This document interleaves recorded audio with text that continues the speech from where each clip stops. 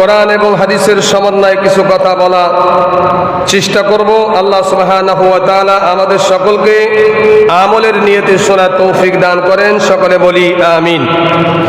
আল্লাহ পাক রব্বুল আলামিন বলেন, যেহেতু হজের মাস, হজ সম্পর্কে, বাইতুল্লাহ সম্পর্কে আমাদের কিছু আলোচনা শোনার দরকার। বাইতুল্লাহর ফজিলত সম্পর্কে, বাইতুল্লাহর মর্যাদা সম্পর্কে কিছু আলোচনা করা এবং শোনা আমাদের প্রত্যেকের জন্য অতি জরুরি। তো আল্লাহ পাক রব্বুল আলামিন সূরাতুল আলে ইমরানের 96 নম্বর আয়াতে আল্লাহ পাক রব্বুল আলামিন বলেন, ইন্না আউওয়ালা বাইতি উযিয়া লিন-নাস, নিশ্চয়ই মানুষের জন্য, মানুষের ইবাদতের জন্য পৃথিবীর বুকে সর্বপ্রথম এবং সর্বশ্রেষ্ঠ, সর্বপ্রথম শ্রেষ্ঠ যে ঘর আল্লাহ পাক রব্বুল আলামিন বানিয়েছেন, এই ঘরটা মক্কায় অবস্থিত, যার নাম বাইতুল্লাহ, যাকে মসজিদুল হারাম বলা হয়। লিল্লাযী বাক্কাতা মুবারাকান ওয়া হুদাল লিল আলামিন ফীহি আয়াতুম বায়্যিনাত মাকাম ইব্রাহিম। তো আল্লাহ পাক রব্বুল আলামিন এই বাইতুল্লাহর কিছু ফজিলত বর্ণনা করতেছেন। এটা মানুষের জন্য, মানুষের হিদায়াতের জন্য, এই ঘরটা মানুষের হিদায়াতের জন্য বানানো হয়েছে। ফীহি আয়াতুম বায়্যিনাত মাকাম ইব্রাহিম, এখানে অবস্থান করলেন, মাকামে ইব্রাহিম স্থাপিত করা।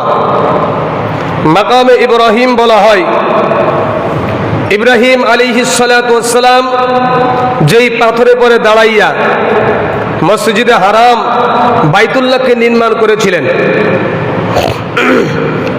যেই পাথরটা হযরত ইব্রাহিম আলাইহিস সালাতু ওয়াস সালামের কথা শুনতো, যেই পাথরে ইব্রাহিম আলাইহিস সালাতু ওয়াস সালাম যখন বলতেন পাথরটা একটু উঁচু হও, তো অটোমেটিক লিফটের মতন যদি আপনি একতলার সুইচ চিপ দেন তো লিফট আপনাকে একতলায় নিয়ে যাবে, যদি 10 তলা সুইচ চিপ দেন তো 10 তলায় নিয়ে যাইব। তো অনুরূপভাবে ইব্রাহিম আলাইহিস সালাতু ওয়াস সালাম পাথরটাকে যখন বলতেন যে পাথর তুমি উঁচু হও, তো পাথরটা উঁচু হইতো। আবার যখন নিচের জন্য বলতেন তখন নিচে হয়ে যাইত। তো এই পবিত্র পাথরটি আল্লাহ পাক রব্বুল আলামিন যখন হযরতে আদম আলাইহিস সালাতু ওয়াস সালাম জান্নাত থেকে যখন দুনিয়ায় তাকে পাঠানো হলো, তো জান্নাত থেকে আল্লাহ তাআলা এই পাথরটাকেও পাঠিয়ে দিয়েছিলেন। তো মাকামে ইব্রাহিম সেখানে আছেন। আরেকটা পাথর ওখানে আছেন, পাথরটার নাম হলো আসওয়াদ। ও পাথরটাও ওই বাইতুল্লাহর সঙ্গে লটকানো আছেন, হজরে আসওয়াদ বলা হয়। তো হজরে আসওয়াদের খাসিয়াত বলা হয়েছে, যে ব্যক্তি যেই নিয়ত করে বাইতুল্লাহ সফর করবে, যে নিয়ত করে, আগে ভালো ছিল না খারাপ ছিল, টাকা পয়সা হয়েছে এখন হজ করতে যাচ্ছে, তো নিয়ত করছে যে আমি এখন থেকে ভালো হয়ে যাব, তো পাক্কা নিয়ত, নিয়তের ভিতরে কোনো সমস্যা নাই, গড়বিড় নাই। তো যখন ভালো নিয়ত করে যাবে আর এই হজরে আসওয়াদের পাশে যে যদি তাকে চুমু দেয়, ও নিয়ত অনুযায়ী আল্লাহ তাআলা তার দিলকে পরিবর্তন করে দিবে। তো এই পাথরটা যখন আল্লাহর কাছ থেকে জান্নাত থেকে আসছিলেন, তখন এই পাথরটা ছিল সাদা, দুধের মতন ধবধবে সাদা। বলা হয়েছে এই পাথরটার আরেকটা খাসিয়াত হলো মানুষের গুনাহকে সে টেনে নেয়। অর্থাৎ মানুষের গুনাহ হলো কালো, নেক আমল হলো ফর্সা পরিষ্কার। যেরকম ভাবে সাদা কাপড়ের পরে যদি কোনো ময়লা লাগে, ময়লাটা কালো আকারে দেখা যায়, অনুরূপভাবে মানুষের গুনাহ ওই পাথরটা টেনে নিতে নিতে, চুষে নিতে নিতে নিজের ভিতরে নেওয়ার কারণে পাথরটা এখন কালো রং ধারণ করেছে। তো আল্লাহ পাক রব্বুল আলামিন যখন এই বাইতুল্লাহ যেটা আল্লাহ পাক রব্বুল আলামিন ফেরেশতাদের মাধ্যমে, ফেরেশতাদের দ্বারাই আল্লাহ তাআলা নির্মাণ করেছেন। তো আল্লাহ পাক রব্বুল আলামিন বলেন, অমান দাখালাহু কানা আমিনা, যে ব্যক্তি এই বাইতুল্লাহর ভিতরে প্রবেশ করবে সে নিরাপদ। কোন শত্রুও যদি এখানে প্রবেশ করে তাকে মারা, তাকে হত্যা করা, তারপরে আক্রমণ করা, এটা হারাম। এই জন্য এই মসজিদের আর একটা নাম হলো মসজিদুল হারাম। মানে এই মসজিদের আওতার ভিতরে কোনো ফাসাদ করা, ঝগড়া করা, মানুষকে গালি দেওয়া, মানুষকে মারা, কোনো পশু পাখি মারা, কোনো জীব জন্তু মারা পর্যন্ত হারাম। একটা মশা মাছি মারা পর্যন্ত ওইখানে হারাম। এই জন্য ওই জায়গাটার নাম দেওয়া হয়েছে মসজিদুল হারাম। এই এরিয়ার ভিতরে কোনো পশু পাখিকেও মারা যাবে না, মানুষকেও মারা যাবে না, মানুষকে গালিও দেওয়া যাবে না, এটা সব কিছু হারাম করেছেন। এই জন্য বলেন, অমান দাখালাহু কানা আমিনা, যে ব্যক্তি মসজিদুল হারামের আওতার ভিতরে প্রবেশ করবে, কোনো শত্রুও যদি প্রবেশ করে তাকে আক্রমণ করা এটা মানুষের জন্য হারাম। ওয়ালিল্লাহি আলান নাসি হিজ্জুল বাইত, আল্লাহ তাআলা বলেন, আল্লাহ পাক রব্বুল আলামিন বলেন, হযরতে ইব্রাহিম আলাইহিস সালাতু ওয়াস সালামকে যখন হযরতে নূহ আলাইহিস সালাতু ওয়াস সালামের প্লাবন হলো, পুরো দুনিয়াটাই পানির নিচেই চলে গেলেন। পুরো দুনিয়াটা মাটি পানির নিচেই চলে যাওয়ার পরে যখন পানি সরে গেল, তো বাইতুল্লাহকে আল্লাহ পাক রব্বুল আলামিন উঠায় নিয়েছিলেন। তো বাইতুল্লাহর ভিত সেখানে ছিল। তো হযরত ইব্রাহিম আলাইহিস সালাতু ওয়াস সালামের সন্তান ইসমাইল আলাইহিস সালাতু ওয়াস সালাম যখন ওখানে বসবাস করলেন, কিছুদিন যখন বড় হলেন, তো আল্লাহ পাক রব্বুল আলামিন ইব্রাহিম আলাইহিস সালাতু ওয়াস সালামকে আদেশ করলেন। আল্লাহ তাআলা বলেন, আমি ইব্রাহিম আলাইহিস সালাতু ওয়াস সালামকে আদেশ করলাম এবং আমি স্থান দেখিয়ে দিলাম যে এটা হলো আমার ঘর বাইতুল্লাহ, মানুষের ইবাদতের জায়গা, তুমি এই জায়গাটা আবার পুনরায় নির্মাণ করো। তো আল্লাহ পাক রব্বুল আলামিনের এই আদেশে, আল্লাহ পাক রব্বুল আলামিনের এই হুকুমে হযরত ইব্রাহিম আলাইহিস সালাতু ওয়াস সালাম এবং তার পুত্র হযরতে ইসমাইল আলাইহিস সালাতু ওয়াস সালাম, এই পিতা এবং পুত্র দুজন মিলে এই বাইতুল্লাহকে নির্মাণ করলেন। তো বাইতুল্লাহ নির্মাণের কাজ যখন শেষ হয়ে গেল, তো বাইতুল্লাহর কাজ যখন নির্মাণ শেষ হয়ে গেছে, তো আল্লাহর কাছে দোয়া করতেছে রব্বুল আলামিন, আমার এবং আমার পিতা, আমার এবং আমার সন্তান, আমরা দুজনে মিলে যেই কাজটা করেছি, আল্লাহ তুমি তোমার দরবারে এই কাজটাকে কবুল করে নাও। তো আল্লাহ পাক রব্বুল আলামিন তাদের দোয়া কবুল করে নিলেন। দোয়া যখন কবুল হয়ে গেল, তো আল্লাহ পাক রব্বুল আলামিন বললেন, ইব্রাহিম এখনো কাজ শেষ হয় নাই, আরো কিছু কাজ বাকি রয়েছে। এই কাজগুলো হলো, তুমি এলান করো, আহ্বান করো। আজান শব্দ বলা হয়, আজান মানে এলান করা। তুমি প্রচার করো। কি প্রচার? যে আমি আল্লাহ পাক রব্বুল আলামিন তোমাদের জন্য এই বাইতুল্লাহর হজ করাকে, বাইতুল্লাহ সফর করাকে আমি তোমাদের জন্য ফরজ করে দিয়েছি, তুমি এলান করো। আল্লাহ পাক রব্বুল আলামিন যখন এই কথা বললেন, তো ইব্রাহিম আলাইহিস সালাতু ওয়াস সালাম আল্লাহর কাছে বলতেছেন, রব্বুল আলামিন আমি এখান থেকে যদি এলান করি, তো এইখানে কয়েকশো কিলোমিটারের ভিতরে কোনো মানুষ নাই, মরুভূমি আর মরুভূমি, পাহাড় আর পাহাড়, বালু আর বালু, এখানে তো মানুষ নাই, এখানে কে শুনবে? একমাত্র আমার পরিবার ছাড়া আশেপাশে আর কয়েক পরিবার আছে, কয়েক পরিবার ছাড়া আর কেউ এখানে নাই। তো আমার এই আহ্বান, এই আওয়াজ কে শুনবে? তো আল্লাহ তাআলা বললেন যে ইব্রাহিম তোমার কাজটা হলো এলান করা, আজান দেওয়া তোমার কাজ। এই আজানের শব্দটা, এই এলানের শব্দটা মানুষের কানে পৌঁছানোর দায়িত্ব আমি আল্লাহর। দেখেন না, এখন তো এই সমস্ত কিছু বোঝানোর জন্য অতি সহজ হয়ে গেছে। যেরকম রেডিও টেলিভিশন আছে, আমরা রেডিওর মাধ্যমে দেশ বিদেশের খবর কিন্তু আমরা নিজের বাসায় ঘরের ভিতরে বসে বসে শুনতেছি। তো যে আহকামুল হাকিমিন ব্রেনটা দিয়ে মানুষের ভিতরে এই রেডিও বানানোর বেরেন দিল যেই আহকামুল হাকিমিন, ওই আহকামুল হাকিমিন কি এই আওয়াজটা সারা পৃথিবীর মানুষের কানে পৌঁছাতে পারে না?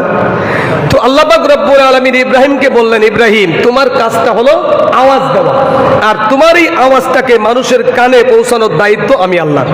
হাদিসের ভিতরে আসছে ওই সময় পৃথিবীতে যত মানুষ জীবিত ছিল এবং এখনো পর্যন্ত দুনিয়ায় আগমন করে নাই, রুহের জগতে রয়েছে, আল্লাহ পাক রব্বুল আলামিন সমস্ত মানুষের কানে ফেরেশতার মাধ্যমে সমস্ত মানুষের কানে এই আওয়াজ পৌঁছাই দিলেন। ইব্রাহিম আলাইহিস সালাতু ওয়াস সালাম যখন আমরা বলি হাইয়া আলাস সালাহ, আসো কল্যাণের দিকে, নামাজের দিকে, হাইয়া আলাল ফালাহ, এই যে শব্দটা আমরা ব্যবহার করি হাইয়া আলাস সালাহ, হাইয়া আলাল ফালাহ, এই শব্দটা হযরত ইব্রাহিম আলাইহিস সালাতু ওয়াস সালাম ওইখানে ব্যবহার করলেন। ওই পাশে একটা পাহাড় ছিল, পাহাড়ে উঁচু উঠে ইব্রাহিম আলাইহিস সালাতু ওয়াস সালাম চতুর্দিকে ফিরে ফিরে আজান দিলেন, মানে আহ্বান করলেন। এই আওয়াজটা আল্লাহ পাক রব্বুল আলামিন পৃথিবীতে ওই সময় যত মানুষ ছিল জীবিত সমস্ত মানুষের কানে পৌঁছাই দিলেন। এবং সবাই যারা বলছেন লাব্বাইক, যারাই বলছে লাব্বাইক, আল্লাহ রাসূল সাল্লাল্লাহু আলাইহি ওয়াসাল্লাম বলেন যারা ওই সময় জীবিত অবস্থায় লাব্বাইক বলেছে, আল্লাহ তাআলা মৃত্যুর আগে একবার হলেও তাকে আল্লাহ তাআলা বাইতুল্লাহ তওয়াফ করে তারপরে মৃত্যু দিবেন। এবং অন্য হাদিসের ভিতরে রাসূল সাল্লাল্লাহু আলাইহি ওয়াসাল্লাম বলেন যে আল্লাহ পাক রব্বুল আলামিন যখন এই আহ্বান সমস্ত মানুষের কারণে না, যারা রুহের জগতে ছিল, এখনো মানুষ আকারে মায়ের পেটে আসে নাই, রুহের জগতে রয়েছে, আল্লাহ তাআলা রুহের জগতের মানুষের কাছে, ওই রুহের কাছেও এই আওয়াজটা পৌঁছাই দিলেন। ওইখানে রুহু তখন বলেছিলেন লাব্বাইক ইয়া আমার রব, লাব্বাইক ইয়া আমার রব, অর্থাৎ তারা বলছেন আমরা হাজির। যারাই বলেছে রুহের জগতে, তারাও আল্লাহ পাক রব্বুল আলামিনের হাবিব বলেন তারাও হজ করার আগে তাদের মৃত্যু হবে না। অন্য হাদিসের ভিতরে আসছে তারা অনেকে কয়েকবার লাব্বাইক সাথে সাথে বলছেন। আমরা অনেক সময় সুবহানাল্লাহ বলি, সুবহানাল্লাহ না বলতে বললে কেউ সুবহানাল্লাহ বলিই না। হ্যাঁ, অনেক সময় সুবহানাল্লাহর কথা আসছে তাও বলি না, আলহামদুলিল্লাহর কথা আসছে তাও বলি না। অথচ সুবহানাল্লাহ যদি কোনো ব্যক্তি বলে, রাসূল সাল্লাল্লাহু আলাইহি ওয়াসাল্লাম হাদিসের ভিতরে বললেন যদি কোনো ব্যক্তি আল্লাহর কোনো নিয়ামতের কথা শুনে সুবহানাল্লাহ বলেন, তো আল্লাহ পাক রব্বুল আলামিন আসমান এবং জমিনের ফাঁকা জায়গাটা আল্লাহ তাআলা নেকি দিয়ে ভরপুর করে দেয়। তো সুবহানাল্লাহ বলার দরকার আছে না? হযরত ইবনে আব্বাস রাদিয়াল্লাহু তাআলা আন থেকে হাদিসটি বর্ণিত, রাসূল সাল্লাল্লাহু আলাইহি ওয়াসাল্লাম বলেন কিয়ামতের ময়দানে আল্লাহ তাআলা এক বান্দার আমলনামা যখন ওজন করবেন মিজানের পাল্লায়, তো মিজানের পাল্লায় যখন আমল ওজন করতে যাবে তো আমল হালকা হয়ে গেছে, নেকি বেশি ভারী হয়ে গেছে, নেক আমল হালকা হয়ে গেছে আর বদ আমল কি ভারী হয়ে গেছে, অর্থাৎ গুনার বোঝা ভারী হয়ে গেছে। তো আল্লাহ তাআলা ফেরেশতাকে বললেন ওই ঘরের ভিতরে একটা জিনিস আছে, লয়ে আসো ওটা। তো যাকে বিশাল একটা বলের মতন গোল, বিশাল একটা বলের মতন, তো উনি ওইটাকে ফেরেশতারা আনতেছেন। তো আল্লাহর বান্দা বলে আল্লাহ এটা কি জিনিস? এটা হলো নেকি। এটা কি? এটা হলো নেকি। এত নেকি তো আমি জীবনে কোনোদিন করি নাই। ওই বান্দা বলতেছে, যেই বান্দার নেক আমল ওজন করা হচ্ছে, ওই বান্দা বলতেছে আল্লাহ এটা মনে আমার নেক আমল না, এটা অন্য কেরুর হইব। তো আল্লাহ বলেন না, এটা তোমারই। আমি তো এত নেক আমল করি নাই। দরজা বন্ধ করে দেন, দরজাটা খুলে দেন, দরজাটা বন্ধ করে দেন। তো আল্লাহ বলতেছেন এটা তোমার নেক আমল। তো ওই বান্দা বলতেছেন না আমি এত নেক আমল করি নাই। তো বান্দা কে আল্লাহ তাআলা স্মরণ করাইবেন, এই আমার বান্দা শোনো, ওই যে মসজিদে জুমার দিনে নামাজ পড়তে গিয়েছিলে, ওখানে ইমাম সাহেব যখন আলোচনা করেছিলে, তখন আমি আল্লাহর কোনো নিয়ামতের কথা শুনে তুমি সুবহানাল্লাহ বলছো, তুমি আলহামদুলিল্লাহ বলছো, তুমি আল্লাহু আকবার বলছো, হয়তো দেখা যাচ্ছে পুরো একটা ঘন্টার ভিতরে 40 মিনিটের ভিতরে তুমি 10 বার 15 বার 20 বার বলেছো সুবহানাল্লাহ আলহামদুলিল্লাহ। আমি আল্লাহ তাআলা ওই নেক আমলকে, এই যে সুবহানাল্লাহ বলেছিলে, ওই সুবহানাল্লাহকে আমি এত বড় নেক আমল করে দিয়েছি। সুবহানাল্লাহ। তো আল্লাহ তাআলা তার ওই আমল নামা তাকে ওজন দিয়ে তাকে আল্লাহ পাক রব্বুল আলামিন জান্নাত দান করে দিবেন।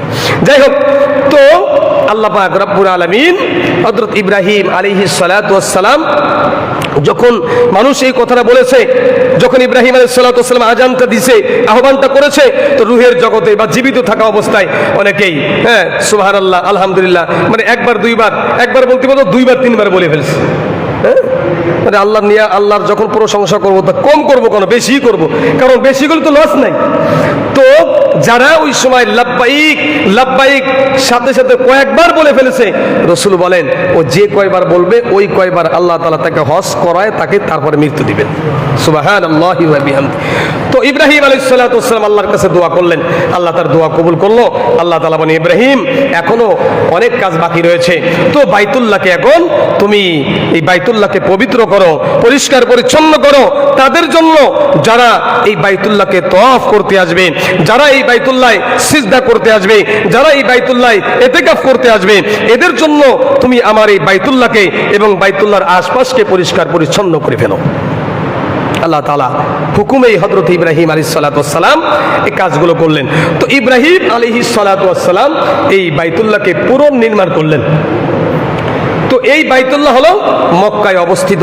এই বাইতুল্লাহর ভিতরে আল্লাহ রাসূল সাল্লাল্লাহু আলাইহি ওয়াসাল্লাম হাদিসের ভিতরে হযরতে জাবের রাদিয়াল্লাহু তাআলা হাদিসটা বর্ণনা করেছেন। তিরমিজি শরীফের একটা হাদিসের ভিতরে রাসূলুল্লাহ সাল্লাল্লাহু আলাইহি ওয়াসাল্লাম বলেন, যদি কোনো ব্যক্তি এমন মসজিদে নামাজ আদায় করে যেই মসজিদে শুধু আজান হয়, জামাত হয় না, মসজিদে ইমাম নির্ধারিত নাই, মুয়াজ্জিন নির্ধারিত নাই, 5 ওয়াক্ত নামাজ হয়, জুমার নামাজ হয় না, এমন মসজিদে যদি কোনো ব্যক্তি নামাজ আদায় করে আমি আল্লাহ তাআলা তার আমল নামায় 27 রাকাত নামাজের সব দান করব। সুবহানাল্লাহ জুলে বলেন, 1 রাকাত নামাজ পড়লে কয় রাকাত নামাজের সব? 27 রাকাত। 27। কোন ব্যক্তি যদি বাড়িতে নামাজ পড়ে অথবা দোকানে নামাজ পড়ে অথবা রাস্তাঘাটে পড়ে অথবা বিলে পড়ে মাঠে ঘাটে নামাজ আদায় করে, রাসূল বলেন 1 রাকাতে 1 রাকাত সব হবে। কিন্তু মসজিদে, যেই মসজিদে জুমার নামাজ হয় না এমন একটা মসজিদে যদি কোনো ব্যক্তি নামাজ আদায় করে তো ওই ব্যক্তিকে 1 ওয়াক্ত 1 রাকাত নামাজের কারণে আল্লাহ তাআলা 27 রাকাত নামাজের সব তার আমল নামায় দান করবেন। কিন্তু যদি কোনো ব্যক্তি এমন মসজিদে নামাজ আদায় করে যেই মসজিদে 5 ওয়াক্ত নামাজও হয়, জুমার নামাজও হয়, 5 ওয়াক্ত আজানও হয়, এমন মসজিদে কোনো ব্যক্তি যদি নামাজ আদায় করে, আল্লাহর নবী বলেন আল্লাহ পাক রব্বুল আলামিন তার আমল নামায় 1 রাকাত নামাজ আদায়ের কারণে 500 রাকাত নামাজের সব দান করে। পৃথিবীতে সব মসজিদের মান এক। বাইতুল মুকাররম আমাদের বড় মসজিদ, ওখানে যদি আপনি নামাজ পড়েন একই সব পাইবেন, আর এক হলে এই মসজিদেও নামাজ পড়বেন 1 রাকাতে 500 রাকাতের নামাজের সব। বড় মসজিদে নামাজ পড়লেও 500 রাকাতের নামাজের সব। পৃথিবীতে মাত্র 3টা মসজিদ ব্যতীত যত মসজিদ আছে সব মসজিদে নামাজ পড়লে একই সব 500 রাকাত নামাজের সব। আল্লাহর নবী বলেন, যদি কোনো ব্যক্তি বাইতুল মুকাদ্দাস জেরুজালেমে অবস্থিত ওই মসজিদে কোনো ব্যক্তি নামাজ আদায় করে 1 রাকাত নামাজ আদায় করলে আল্লাহ পাক রব্বুল আলামিন 50,000 রাকাত নামাজের সব আল্লাহ তাআলা তার আমল নামায় দান করেন। কিন্তু যদি কোনো ব্যক্তি আমি রাসূলের বানানো মসজিদ মসজিদে নববী মদিনায় অবস্থিত ওই মসজিদে কোনো ব্যক্তি যদি নামাজ আদায় করে 1 রাকাত নামাজ, আল্লাহ পাক রব্বুল আলামিন তার আমল নামায় 50,000 রাকাত নামাজের সব দান করবেন। ওই হাদিসের ভিতরে শেষের ভিতরে আল্লাহ নবী বলেন, যদি কোনো ব্যক্তি বাইতুল্লাহ যেই মসজিদুল হারাম যাকে হজে হাজিরা হজ করার সময় যেই ঘরটা তওয়াফ করে এটাকে বলা হয় বাইতুল্লাহ, কোনো ব্যক্তি যদি ওই বাইতুল্লাহর ভিতরে 1 রাকাত নামাজ আদায় করে আল্লাহ পাক রব্বুল আলামিন তার আমল নামায় 1 লক্ষ নামাজ আদায় করার সব দান করে দিবে। কয় লক্ষ? 1 লক্ষ নামাজ। ফজরের নামাজ যদি কোনো ব্যক্তি আদায় করে 2 রাকাত নামাজ, আল্লাহ পাক রব্বুল আলামিন 2 লক্ষ নামাজের সব দান করবেন। জোহরের নামাজ 4 রাকাত, যদি কোনো ব্যক্তি 4 রাকাত নামাজ আদায় 4 লক্ষ নামাজের সব দান করবেন। আসরে 4 লক্ষ, মাগরিবে 3 লক্ষ, ইশায় 4 লক্ষ, মোট হলো ফরজ নামাজ হলো 17 রাকাত। 17 রাকাত একদিনে নামাজ। কোনো ব্যক্তি যদি একদিন ওই মসজিদুল হারামে নামাজ আদায় করে আল্লাহ পাক রব্বুল আলামিন 17 লক্ষ নামাজ পড়ার সব তার আমল নামায় দান করে দিবে। সুন্নাত নামাজ পড়লে ওই পরিমাণ সব, নফল নামাজ পড়লে ওই পরিমাণ সব। যত নামাজ আছে 1 রাকাত নামাজ আদায় করলে 1 লক্ষ নামাজের সব দান করবেন। আল্লাহ নবী অন্য হাদিসের ভিতরে রাসূলুল্লাহ সাল্লাল্লাহু আলাইহি ওয়াসাল্লাম হযরত ইবনে ওমর রাদিয়াল্লাহু তাআলা বর্ণনা করেন, তিনি বর্ণনা করেছেন আমি রাসূলুল্লাহ সাল্লাল্লাহু আলাইহি সাল্লামের কাছ থেকে শুনেছি, কোন ব্যক্তি যদি বাইতুল্লাহকে 7 বার তওয়াফ করে, কয়বার? 7 বার তওয়াফ করে এবং ওইখানে 2 রাকাত নামাজ আদায় করে, আল্লাহ পাক রব্বুল আলামিন তাকে একটি গোলাম আজাদ করার সব দান করবেন। আল্লাহ পাক রব্বুল আলামিন তার যেই তওয়াফ করতেছে প্রত্যেকটা কদমে একটা করে নেকি, একটা করে গুনাহ মাফ, একটা করে নেকি দান করবেন। এবং আল্লাহ পাক রব্বুল আলামিন 7 চক্কর দেওয়ার সাথে সাথে তার জিন্দেগির সমস্ত গুনাহগুলি মাফ করে দিবে। এটা হলো বাইতুল্লাহর ফজিলাত, এটা বাইতুল্লাহর সব ফজিলাত। নামাজ পড়লে 1 রাকাতে 1 লক্ষ নামাজের সব, তওয়াফ করলে গুনাহ মাফ। অন্য হাদিসের ভিতরে আল্লাহ নবী বলেন, আল্লাহ পাক রব্বুল আলামিন বাইতুল্লাহর প্রতি প্রতিদিন 120টি রহমত নাযিল করেন। বাইতুল্লাহ সাদের পরে আল্লাহর পক্ষ থেকে প্রতিদিন নিয়মিতভাবে ফজরের সময় 120টি রহমত আল্লাহ পাক রব্বুল আলামিন নাযিল করেন। 120টি রহমতের ভিতরে যারা মসজিদে হারামকে তওয়াফ করবে, জিয়ারত করবে, ঘুরবে, তওয়াফ করবে, তাদের জন্য 60টি রহমত। যারা নামাজ আদায় করবে তাদের জন্য 40টি। শুধুমাত্র দূর থেকে যারা দেখবে, নজর করে দেখবে, তাদের জন্য আল্লাহ নবী বলেন তাদের জন্য 20টি রহমত। তার মানে রাসূল সাল্লাল্লাহু আলাইহি সাল্লাম বললেন, ওই বাইতুল্লাহ তওয়াফ করলে গুনাহ মাফ, ওইখানে নামাজ আদায় করলে গুনাহ মাফ। আর কোনো ব্যক্তি যদি বাইতুল্লাহর দিকে তাকিয়ে থাকে, আল্লাহ পাক রব্বুল আলামিন তার আমল নামাজ থেকে গুনাহগুলিকে মুছে দিবে। তো মানে বাইতুল্লাহ দেখলো কি গুনাহ মাফ, বাইতুল্লাহর দিকে তাকিয়ে থাকলো গুনাহ মাফ। এই জন্য বাইতুল্লাহকে সম্মান করা, আমরা বাইতুল্লাহর দিকে ফিরিয়ে আল্লাহর ইবাদত করি। আমরা কিন্তু বাইতুল্লাহর ইবাদত করি না। আল্লাহ বলেছেন তোমরা বাইতুল্লাহর দিকে মুখ করে আমি আল্লাহ তাআলাকে সিজদা করার জন্য আমরা করি। আল্লাহ যদি এই দিকে সিজদা করতে বলতো আমরা এই দিকে করতাম, যেই দিকে আল্লাহ হুকুম করতো আমরা কিন্তু ওই দিকে করতাম। যেহেতু আল্লাহ পাক রব্বুল আলামিনের ঘর পৃথিবীর বুকে সব থেকে প্রথম যেই ঘরটা, এই ঘরটার নাম হলো বাইতুল্লাহ। এই বাইতুল্লাহর উপর একটা ঘর আছে, বাইতুল মামুর বলা হয়। আল্লাহ নবী বলেন এই বাইতুল মামুর ফেরেশতারা প্রতিদিন 10 লক্ষ ফেরেশতারা প্রতিদিন নিয়মিতভাবে তওয়াফ করতে, প্রতিদিন না মানে 10 লক্ষ ফেরেশতারা যায় 2 রাকাত নামাজ আদায় করে। যতটুকু সময় 2 রাকাত নামাজ আদায় করতে সময় লাগে, এরা বের হয়ে যায় আবার 10 লক্ষ। এইভাবে প্রতিদিন কি করতেছে, 2 রাকাত নামাজ পড়ার ফেরেশতারা সুযোগ পাচ্ছে। হাদিস শরীফের ভিতরে আসছে এই বাইতুল মামুরে একসাথে 10 লক্ষ ফেরেশতারা নামাজ আদায় করতে পারে। যেই ফেরেশতা জীবনে একবার 2 রাকাত নামাজ আদায় মানে সিজদা দিছে, ও কিয়ামতের আগ পর্যন্ত আর কোনোদিন সুযোগ পাবে না। তা বাইতুল্লাহর উপরে বাইতুল মামুরটা কত বড় আর ফেরেশতারা কত, হিসাব করেন। তো আল্লাহ পাক রব্বুল আলামিন এই বাইতুল্লাহকে নির্মাণ করেছেন আমাদের হিদায়াতের জন্য।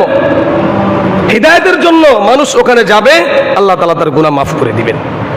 তো আল্লাহ পাক রব্বুল আলামিন ইব্রাহিম আলাইহিস সালাতু ওয়াস সালামকে বললেন তুমি আহ্বান করো, অনেকেই আসবে আমার এই বাইতুল্লাহকে দেখার জন্য, পায়ে হেঁটে, ঘোড়ায় চড়ে, উটের পিঠে সওয়ার হয়ে তারা আমার বাইতুল্লাহকে তওয়াফ করার জন্য আসবে। রাসূল সাল্লাল্লাহু আলাইহি ওয়াসাল্লাম বলেছেন যারা হজের জন্য প্রকৃতভাবে হজ করার জন্য যায়, আল্লাহ তাআলা তার পিছনের সমস্ত গুনাহগুলিকে মাফ করে দেয়। হযরত ওমর রাদিয়াল্লাহু তাআলা দেখেন যে একদল লোক তারা তওয়াফ করতে আসছেন। জিজ্ঞাসা করলেন তোমরা কোন দিক থেকে আসছো? আমরা ইয়ামান থেকে আসছি। কিসের উদ্দেশ্যে? কই আমরা বাইতুল্লাহকে তওয়াফ করার জন্য আসছি। অন্য কোনো উদ্দেশ্য আছে? ব্যবসা বাণিজ্য, ঘোরা, আনন্দ ফুর্তি করা, অন্য কোনো? কয় না, অন্য কোনো নিয়ত করে আসিনি। তো হযরত ওমর ফারুক রাদিয়াল্লাহু তাআলা বলেন তোমাদের নিয়ত যদি এরকমই থাকে তাহলে তোমরা নতুন করে আমল শুরু করো, নতুন করে আমল শুরু করো। রাসূল সাল্লাল্লাহু আলাইহি সাল্লাম কয়েকটা হাদিসের সমন্বয়ে বলেছেন হজের যেই কাজটা, যেই 5টা দিন হজের যে কাজগুলো, এই কাজগুলো করার পরে আল্লাহ তাআলা তার আমল নামায় কোনো গুনাহই রাখে না। তো হজের কাজ সমাপ্ত করার পরেই তার জিন্দেগীর সমস্ত গুনাহ মাফ। রাসূল বলেন যে হজ করার পরে একটা কুরবানি করা লাগে। কই ওই কুরবানির যে সবটা, ওটা তোমাদের জন্য পার্সোনালি স্পেশাল আলাদাই থাকে, সব গুনাহ মাফ হয়ে যায়। এই জন্য হযরত ওমর ফারুক রাদিয়াল্লাহু তাআলা বলেছেন যে তোমরা যেহেতু একমাত্র হজের উদ্দেশ্যে এসেছো, তাহলে নতুন করে আমল শুরু করে দাও। রাসূল সাল্লাল্লাহু আলাইহি সাল্লাম হাদিসের ভিতরে বর্ণনা করেছেন, যদি কোনো ব্যক্তি ঘোরার নিয়তে যায়, ব্যবসার নিয়তে যায়, হজ হবে, গুনাহ মাফ হবে না। হজ হবে, গুনাহ মাফ হবে না।